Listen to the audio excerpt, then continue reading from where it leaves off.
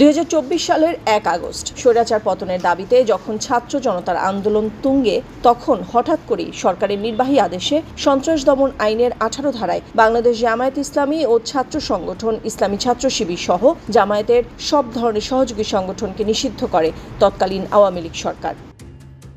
ছাত্র জনতার গণ অভ্যুত্থানে হাসিনা সরকারের পতনের পর একই বছর 29 আগস্ট জামায়াতের নিষেধাজ্ঞা তুলে নেয় অন্তর্বর্তী সরকার। এরই ধারাবাহিকতায় এবার রাজনৈতিক দল হিসেবে বাংলাদেশ জামায়াতে ইসলামী নিবন্ধন ফিরিয়ে দিতে নির্বাচন কমিশন ইসিকে নির্দেশ দিয়েছেন আপিল বিভাগ। 1 জুন রোববার প্রধান বিচারপতি সৈয়দ রেফাত আহমেদের নেতৃত্বাধীন 4 সদস্যের আপিল বেঞ্চ এ রায় দেন। জামায়াত নিষিদ্ধ সংক্রান্ত হাইকোর্টের রায় বাতিল করে দেশের সর্বোচ্চ আদালত এ রায় দেন। সেই সঙ্গে নির্বাচন কমিশনকে অবিলম্বে এই নির্দেশনা বাস্তবায়ন করতে বলা হয়েছে। এছাড়া দাঁড়িপাল্লা প্রতীকেই নিবন্ধন হবে কিনা সেই সিদ্ধান্তও ইসি নেবে। রেজিস্ট্রেশন এবং অন্য কোনো ইস্যু যদি ইলেকশন কমিশনের সামনে থাকে, তাহলে যদি ইলেকশন কমিশন ডিসপোজ করে। এই অন্য ইস্যু বলতে আমরা বোঝাচ্ছি এটি হলো প্রতীক সংক্রান্ত ইস্যু।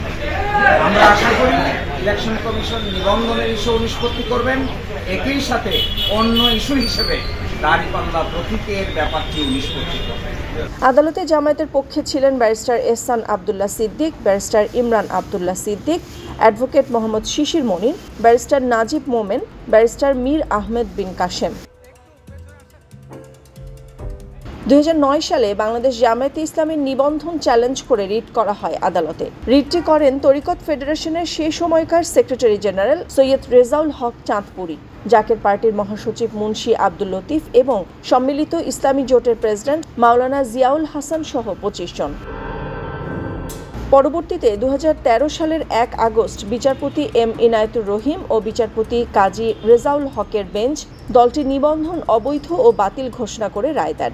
সবশেষ 2018 সালের অক্টোবরে জামায়াত ইসলামের নিবন্ধন বাতিলের প্রজ্ঞাপন জারি করে তৎকালীন নির্বাচন কমিশন ইসি।